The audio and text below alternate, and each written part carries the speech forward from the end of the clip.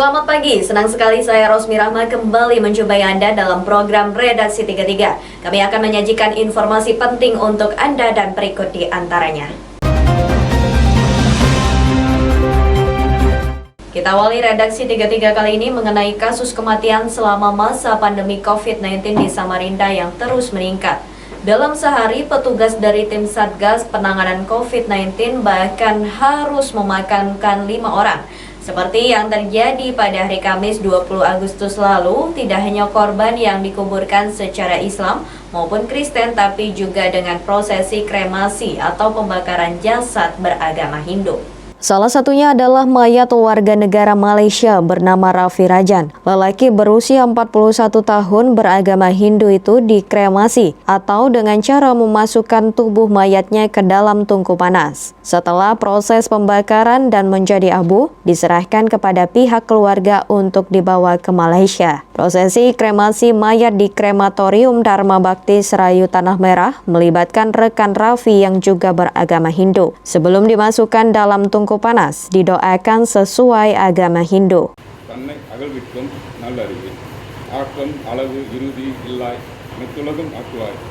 Raffi masuk Rumah Sakit Umum Daerah Abdul Wahab Syarani pada 19 Agustus 2020, pukul 10 waktu Indonesia Tengah. Hasil klinis medis ada asma, namun ketika di rapid test hasilnya non-reaktif. Dia kemudian diswab dan saat menunggu hasil swab itu, kondisinya kritis hingga meninggal dunia pada pukul 23.15 waktu Indonesia Tengah. Kami lakukan pemakaman terhadap jenazah atas nama PM dan AS, di mana keduanya berstatus probable COVID-19.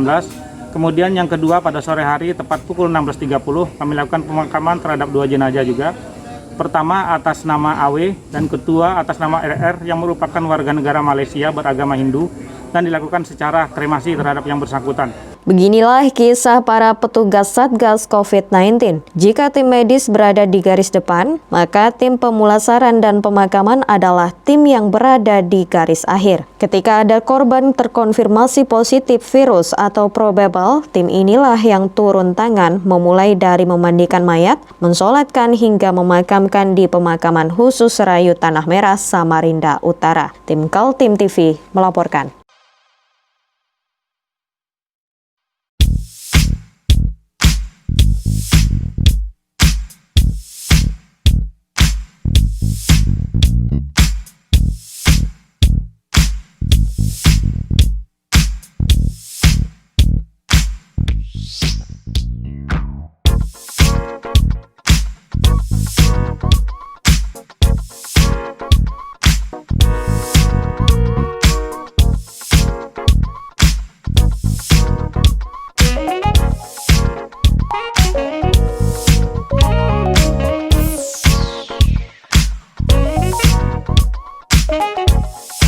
Masyarakat Kalimantan Timur perlu mewaspadai 4 daerah ini, Balikpapan, Samarinda, Bontang, dan Kutai Kartanegara.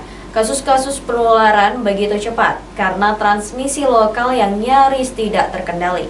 Situasi di kota-kota yang nampak berjalan normal ternyata tidak begitu kenyataannya. Di lingkungan dunia medis, tim Satgas Penanganan COVID-19 Kalimantan Timur sedang berjuang keras mengendalikan penyebaran virus corona yang nampak semakin mengkhawatirkan penyebarannya. Update hari Jumat 21 Agustus 2020, tim Satgas Penanganan COVID-19 Kaltim merilis adanya penambahan 195 kasus positif baru. Adanya penambahan 195 pasien baru itu merupakan rekor tertinggi sepanjang pandemi COVID-19 di Kaltim.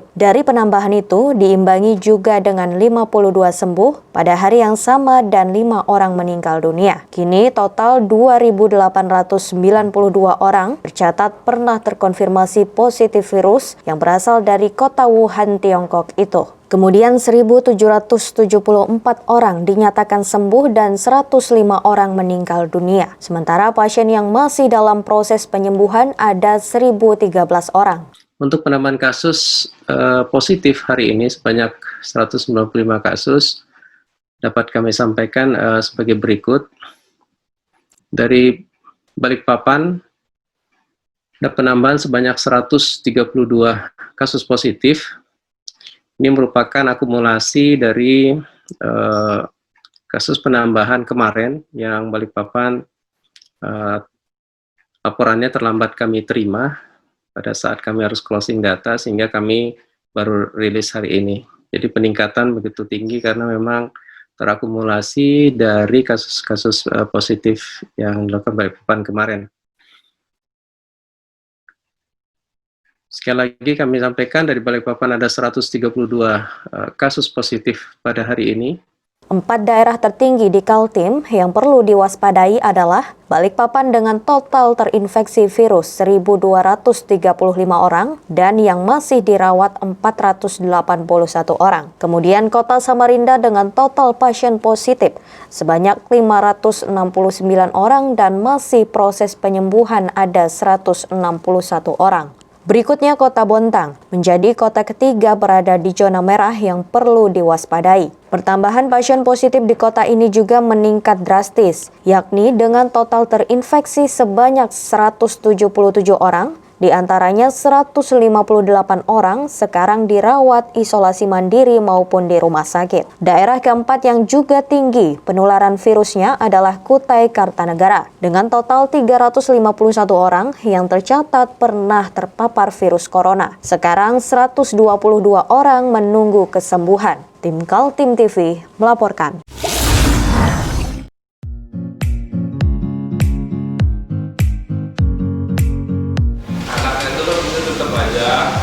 Cara mudah beriklan digital di Kaltim TV.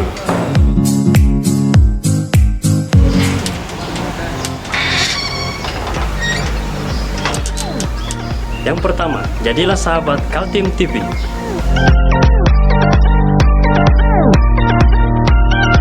Dengan Rp1.000.000, para sahabat mendapat 20 kali tayang di slot berita kamu.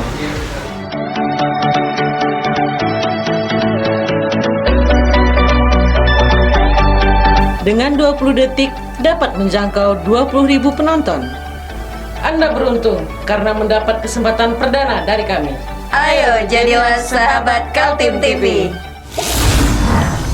Warga Jalan Walter Mongonsi di Dadi Mulya, Samarinda Ulu dikejutkan adanya temuan seorang warga mereka yang tinggal di rumah kos-kosan sudah tidak bernyawa. Tidak terlihat tanda-tanda kekerasan, diduga korban meninggal karena sakit. Kejadian yang membuat geger warga itu terjadi Sabtu 22 Agustus 2020, sekitar pukul 10 waktu Indonesia Tengah. Menurut pengakuan saksi Nur Horia, dia berusaha menghubungi korban pada malam hari melalui WhatsApp, namun tidak diangkat. Paginya dia mendatangi rumah kos-kosan korban berusia 36 tahun itu, namun pintunya terkunci. Saksi minta tolong warga untuk mencek, ternyata korban sudah meninggal dunia. Saat ditemukan, korban tidak memakai celana dan baju. Tim dari unit Inafis Polresta Samarinda juga sudah turun melakukan olah tempat kejadian perkara. Untuk sementara, dugaan korban meninggal karena sakit. Mayat kemudian dievakuasi dan dibawa dengan protokol kesehatan ke RSUD Awe Syarani. Korban tinggal di Jalan Walter Monginsidi, Gang 3, Kelurahan Dadi Mulya, Kecamatan Samarinda Ulu, Kota Samarinda. Namun dalam kartu tanda penduduk miliknya tertera dia berasal dari Desa Lampa, Kabupaten Poliwali, Sulawesi Barat. Tim Kaltim TV melaporkan.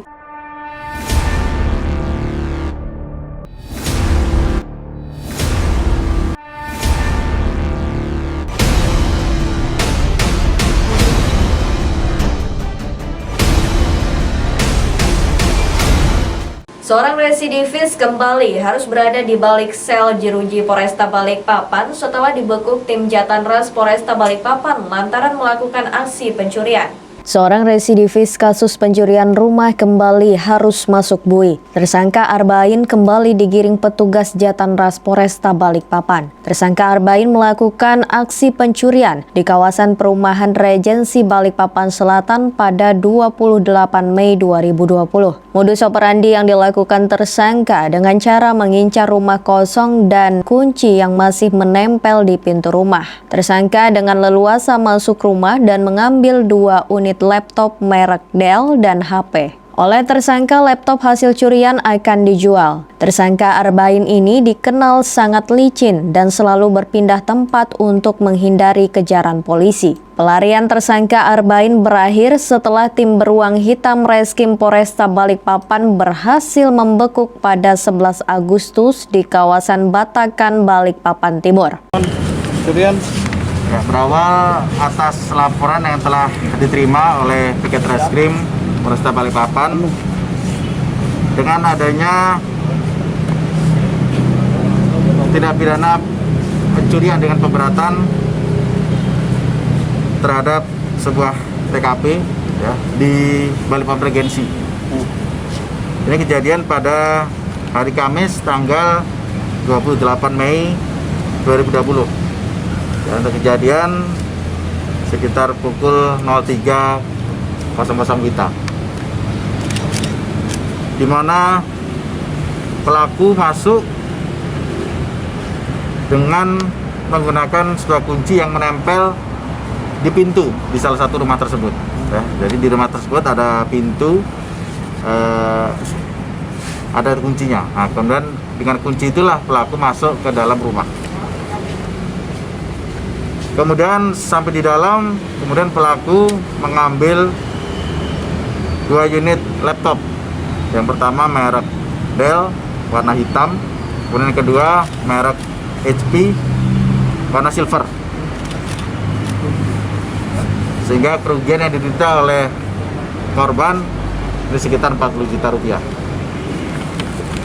Kemudian dari laporan tersebut, tim Beruang Hitam Satreskrim Polresta Balikpapan melakukan penyelidikan secara mendalam sehingga pada hari Selasa tanggal 11 Agustus 2020 di daerah Batakan dapat ditangkap seorang laki-laki yang diduga sebagai pelaku tindak pidana surat tersebut. Pak, itu dapat rumah kosong itu memang Bapak cari ya? Enggak. Jadi Bapak jalan-jalan? Iya. Kapan bebas Pak? 2019. 2019 ke 2020? 19. Bulan berapa? Bulan 5. Bulan 5. Memang kamu mencari itu Pak? Rumahnya itu gimana Pak? Ya. Bapak keliling, Enggak. rumah masuk? Kelilingnya. Keliling ya? Bapak sama siapa kalau beraksi Pak? Ya. Beraksi sama siapa? Sama teman. Sama teman, sekarang mana temannya? Masih lari? Ya. Saat ini polisi masih memburu satu rekan tersangka yang ikut melakukan aksi pencurian. Akibat dari perbuatannya, tersangka diancam dengan hukuman 5 tahun penjara. Dari Balikpapan, Muhammad Idris, tim Kaltim TV.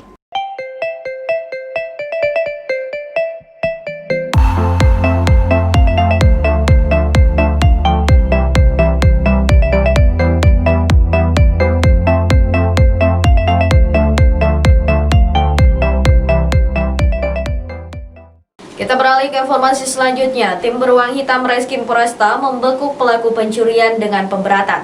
Tersangka beraksi di kedai kopi Kulo di kawasan Jalan Sungai Ampal, Balikpapan Tengah.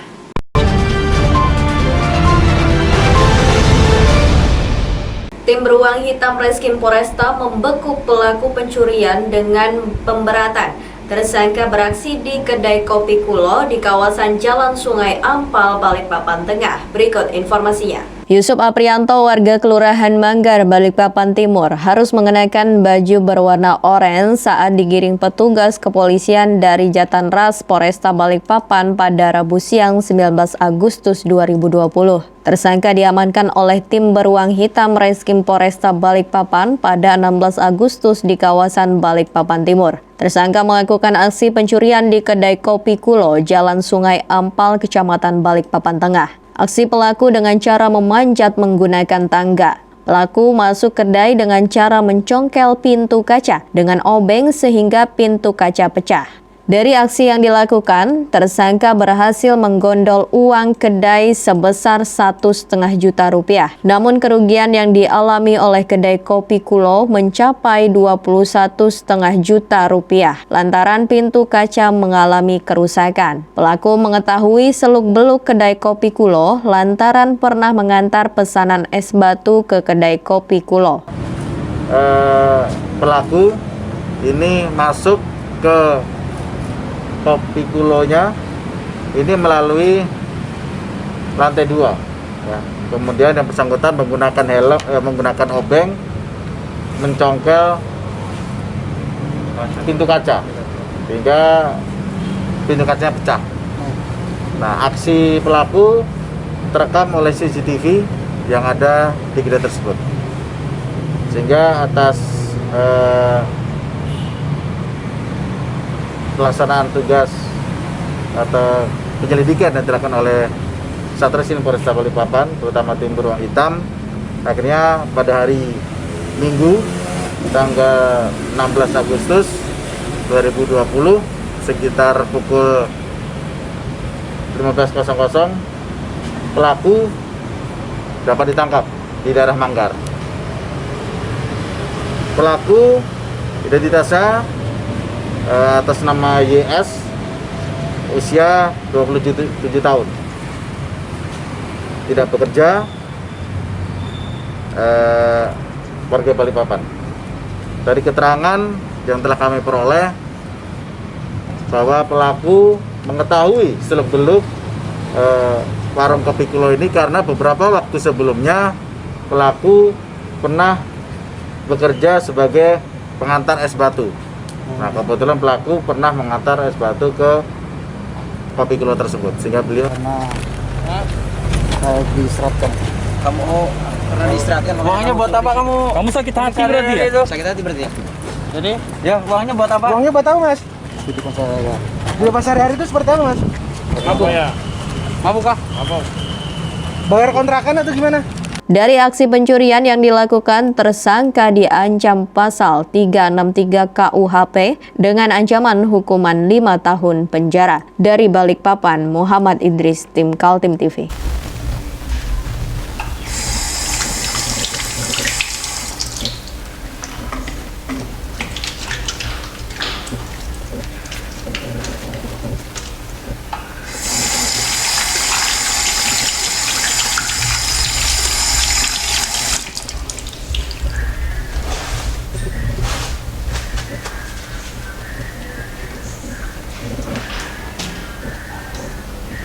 Meskipun di rumah saja, kita tetap selalu menjaga kesehatan, cuci tangan, menggunakan hand sanitizer.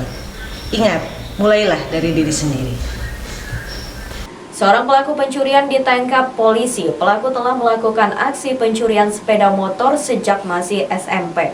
Hasil pencurian kendaraan bermotor dibuat foya-foya bersama rekannya. Dengan tangan terbogol, Agung Wahyudi digiring petugas kepolisian tim beruang hitam Polresta Balikpapan pada Rabu siang. Tersangka kasus pencurian kendaraan bermotor ini pasrah saat dihadapkan dengan barang buktinya sepeda motor hasil curiannya. Dari hasil pemeriksaan kepolisian, tersangka mengakui jika pencurian kendaraan bermotor ini sudah dilakukan sejak dirinya masih di bangku SMP. Namun baru kali ini berhasil dibekuk oleh Jatanras Polresta Balikpapan. Hasil pencurian kendaraan bermotor ini dijual oleh tersangka melalui media sosial dengan kisaran harga 1 juta hingga 2 juta rupiah. Tersangka melakukan aksi pencurian kendaraan bermotor dengan merusak rumah kunci motor. Uang hasil penjualan sepeda motor digunakan oleh tersangka untuk berfoya-foya. Telah melakukan aksi pencurian kendaraan bermotor jenis roda 2 yang terjadi pada tanggal 23 Juli. Untuk TKP-nya ini di daerah Baru Tengah, Balikpapan Barat. Berapa yang berhasil diambil, Komandan? Dari keterangan pelaku, dia menyebutkan sudah melakukan aksi sejak SMP. Ya, jadi sejak dia berstatus pelajar, dia sudah melakukan aksi curanmor. Sehingga dia pun lupa berapa kali yang bersangkutan sudah melakukan aksinya. Tapi bukan residivis, Komandan? Sementara ini tidak, ya, belum. Jadi memang dia ini terkenal bisa dikatakan licin, tidak tercium. Namun berkat kegigihan tim beruang hitam Polresta Balikpapan, akhirnya dia bersangkutan bisa ditangkap. Motor Sama teman-teman. Hah? Sama teman-teman, Pak. Sejak SMP kamu pakai ekor itu ngambil motornya? Iya. sudah berapa kali? Jadi banyak sudah? Kamu jual semua itu? Iya, Pak. Kamu jual Uangnya buat kemana? apa uangnya?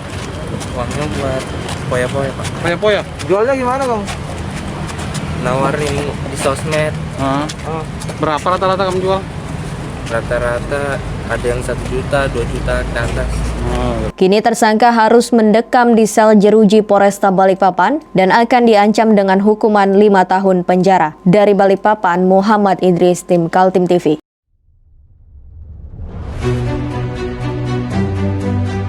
Untuk hari ini kita ada kegiatan untuk membungkus sembako untuk dibagikan ke masyarakat yang membutuhkan terhadap COVID-19 ini.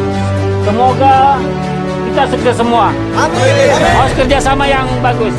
Pancasila! Amin. Pancasila! Amin. Pancasila! Amin. Merdeka! Merdeka!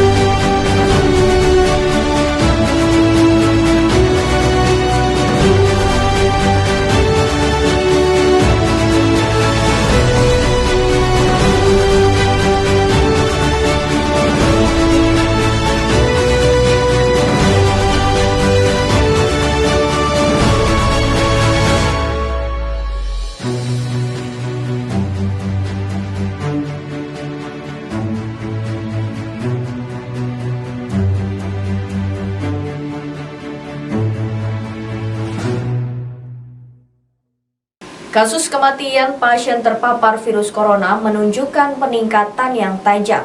Hampir setiap hari terjadi pasien dirawat meninggal dunia, baik yang sudah terkonfirmasi positif maupun korban yang masih probable menunggu hasil swab. Kota Balikpapan dan Samarinda menjadi 2 kota terbesar jumlah kematian pasien virus corona. Update 20 Agustus menyebutkan di Balikpapan ada 64 kematian dan di Kota Samarinda ada 25 kematian. Di Kota Samarinda mencatat rekor baru, yaitu dikuburkannya 5 jenazah dalam 1 hari. Peristiwa itu terjadi pada Kamis 20 Agustus. Dari 5 jenazah, 4 diantaranya dimakamkan dengan protokol kesehatan secara agama Islam. Sedangkan 1 orang lagi warga Malaysia beragama Hindu. Assalamualaikum warahmatullahi wabarakatuh. Hari ini Kamis tanggal 20 Agustus 2020. Kami dari tim Satgas Penanganan COVID-19 Kota Samarinda melakukan 5 kali prosesi pemakaman secara protokol COVID-19. Hal ini merupakan yang terbanyak kami lakukan sepanjang wabah COVID melanda Kota Samarinda. Pertama, tadi pagi tepat pukul 11.30 kami lakukan pemakaman terhadap jenazah atas nama PM dan AS, di mana keduanya berstatus probable COVID-19. Kemudian yang kedua pada sore hari tepat pukul 16.30 kami lakukan pemakaman terhadap 2 jenazah juga. Pertama atas nama AW dan kedua atas nama RR yang merupakan warga negara Malaysia beragama Hindu dan dilakukan secara kremasi terhadap yang bersangkutan. Dan yang ketiga nanti malam tepat pukul 8 atau pukul 20 kami lakukan lagi pemakaman secara protokol COVID-19 terhadap pasien dengan status positif COVID-19 atas nama H. Kasus kematian akibat COVID-19 di Kalimantan Timur diingatkan terus oleh juru bicara penanganan COVID-19 Kaltim. Masyarakat diminta meningkatkan kewaspadaan karena penularan virus antar warga terjadi begitu cepat. Peningkatan disiplin juga bagi kelompok berusia tua karena dianggap paling rentan tertular dan meninggal dunia. Tim Kaltim TV melaporkan.